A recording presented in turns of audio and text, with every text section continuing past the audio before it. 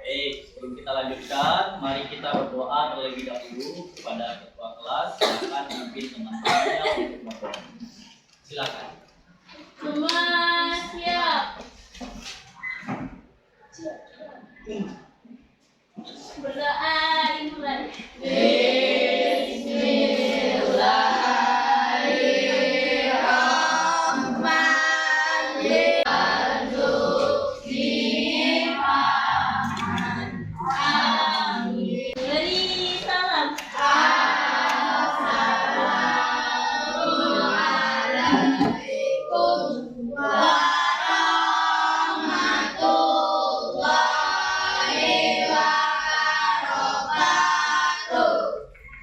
Waalaikumsalam warahmatullahi wabarakatuh. Ada yang tidak hadir hari ini? Siapa? Sarifah. Sarifah. Baik, berarti satu orang ya. Satu orang yang tidak hadir berarti selebihnya hadir. Materi sebelumnya kita telah belajar tentang kalor dan perpindahan kalor. Kalor merupakan energi yang dapat berpindah dari benda yang bersuhu tinggi ke benda yang bersuhu rendah. Nah, kemarin kita juga sudah belajar macam-macam perpindahan kalor. Coba kita lihat. Apa saja macam-macam perpindahan kalor itu? Yang pertama, kalor berpindah secara konduksi. Konduksi merupakan perpindahan kalor Melalui bahan tanpa disertai dengan perpindahan. Oke, contohnya adalah pemanasan. Contohnya adalah pemanasan pada sendok. Kemudian perpindahan kalor yang kedua disebut dengan konveksi, yaitu perpindahan kalor disertai dengan perpindahan zat atau partikelnya. Contohnya ketika kita memanaskan air. Air juga ikut berpindah bersama dengan perpindahan kalornya. Jadi airnya itu seperti bergejolak atau mengalir. Apa bendanya ini? Apa gunanya?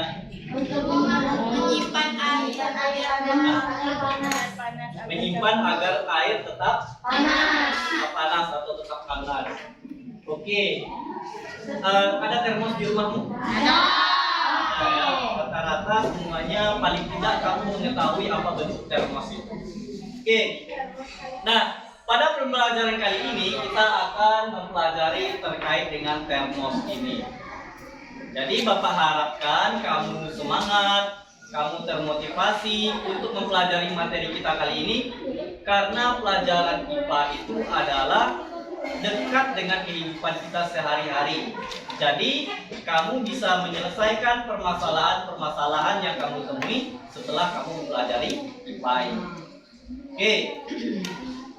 Untuk tujuan pembelajaran kita hari ini pada pertemuan ini, coba kita lihat di depan. Yang pertama, kamu mengetahui prinsip dasar dari pembuatan termos setelah melakukan kajian literatur dan diskusi dengan bernalar kritis dan mandiri. Itu satu.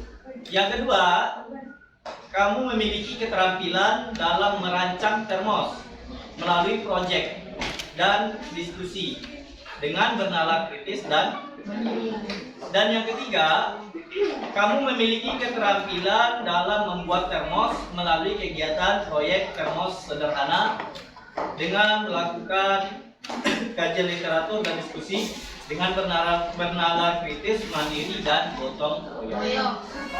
Oke, jadi hari ini kita merancang desain termosnya. Untuk penilaian sendiri, penilaian seperti biasa, Bapak akan menilai sikap, menilai pengetahuan, dan menilai keterampilan kamu selama dalam proses pembelajaran. Oke, ini kegiatan kita. Alurnya hari ini, nanti Bapak akan berikan pertanyaan mendasar terkait dengan kegiatan kita. Lalu nanti kamu mendesain rancangan proyeknya, lalu menyusun jadwal, lalu mempresentasikan di depan kelas nanti. Kita akan lakukan window shopping. Ini Bapak ada LKPD-nya, silakan diambil. Silakan perwakilan kelompok diambil LKPD.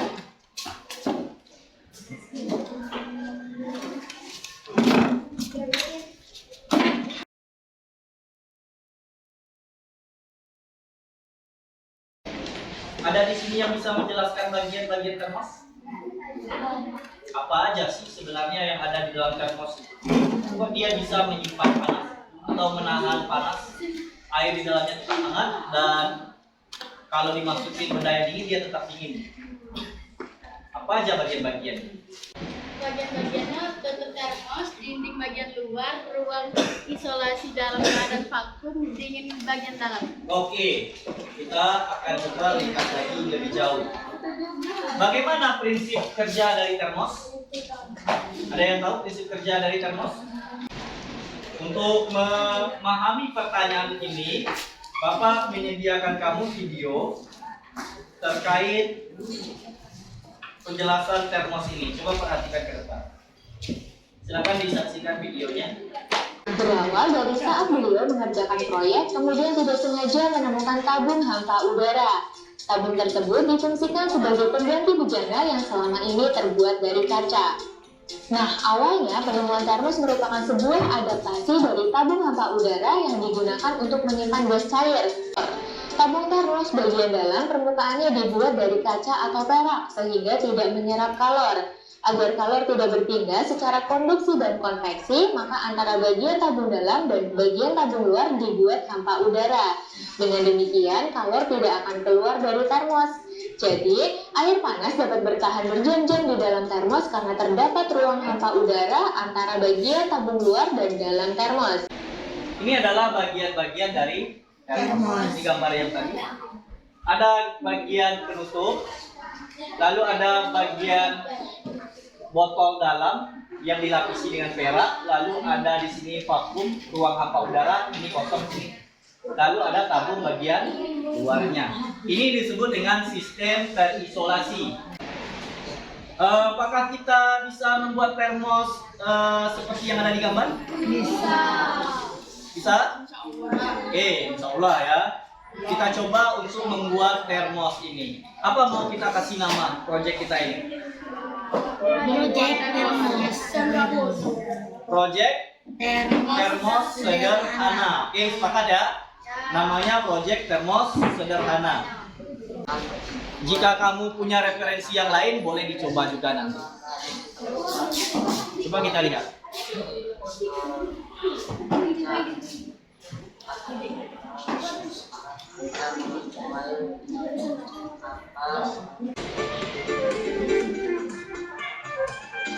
Tutupnya dilapisi dengan aluminium foil juga.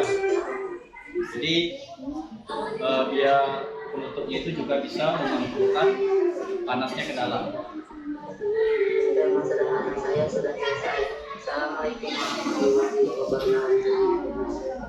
Nah, ini juga Bapak bagikan kertas karton agar kamu bisa menuliskan sketsa termos yang akan kamu bikin di sini untuk dilakukan window shoppingnya nanti pas presentasi. Oke, silakan diambil kelompok 1. Untuk mengerjakan rancangan proyek termos sederhanamu, itu Bapak sudah bagikan LKPD-nya, sudah Bapak bagikan kertas karton, dan juga kamu bisa mencari sumber dari internet ataupun dari sumber lain sesuai dengan hasil diskusimu. Sebelum dilaksanakan, Bapak minta kamu duduknya berhadapan biar enak melakukan diskusinya. Silakan.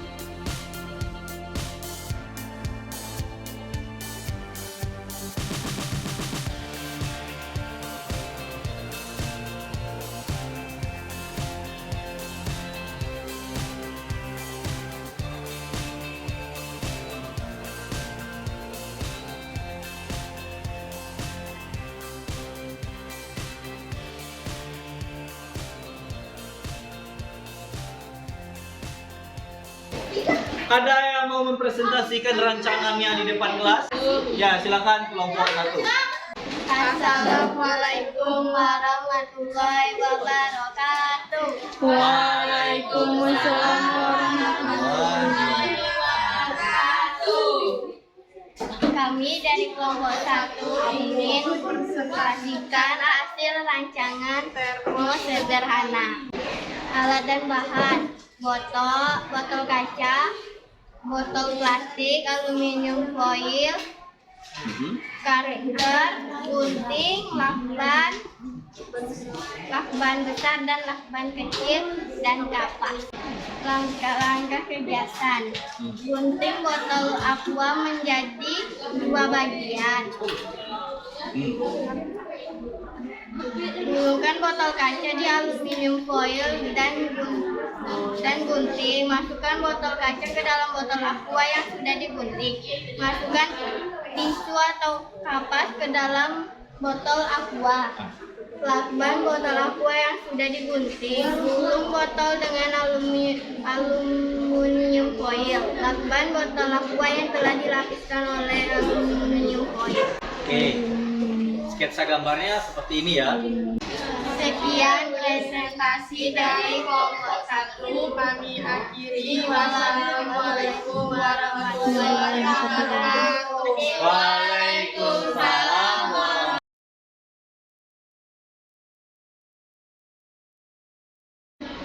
Bahwasanya dalam pembuatan rancangan termos sederhana, kamu sudah bisa atau sudah dapat memahami prinsip kerjanya, dan kamu telah berhasil membuat rancangannya berdasarkan alat-alat yang ada di sekitarmu. Oke, untuk itu Bapak kasih aplaus untuk kamu semua. Oke.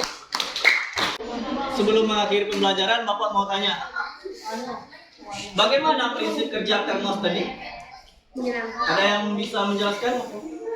Prinsip kerja termos adalah merancang sistem terisolasi sehingga energi panas atau kalor tidak pindah dari dalam ke lingkungan luar ataupun dari lingkungan luar mempengaruhi di dalam. Jadi termos itu dia menjaga air hangat tetap hangat dalam jangka waktu yang lama, ataupun termos es yang menjaga es itu tetap dalam keadaan sejuk di dalam termosnya. Jadi termos itu tidak hanya termos air panas saja, juga ada termos es untuk menyimpan es. Oke, sampai sini ada pertanyaan? Bisa dipahami prinsip kerja termos? Bisa. Untuk refleksi hari ini, Bapak mau bertanya apakah pembelajaran kita menyenangkan Pak Ari? Ada kesulitan dalam merancang termos? Bikin gambarnya susah. Oke. Nah, Bapak rasa untuk pembelajaran kita hari ini cukup sekian dulu. Besok kita akan melaksanakan proyek termos sederhana. Hari ini kita merancang, besok kita melaksanakan proyeknya sesuai dengan apa yang kamu rancang hari ini. Jadi, Bapak pesankan alat dan bahannya yang kamu bikin tadi, silakan disiapkan, ya. Silakan disiapkan di rumah. Besok dibawa, jangan ada pula yang kelupaan. Pak, botol kami ketinggalan di rumah. Pak, aluminium foilnya nggak ada. Didiskusikan siapa yang bertanggung jawab membawa alat dan bahan itu. Paham? Oke, bisa dipahami? Kepada ketua kelasnya, silakan dipimpin teman-temannya untuk berkumpul. Semua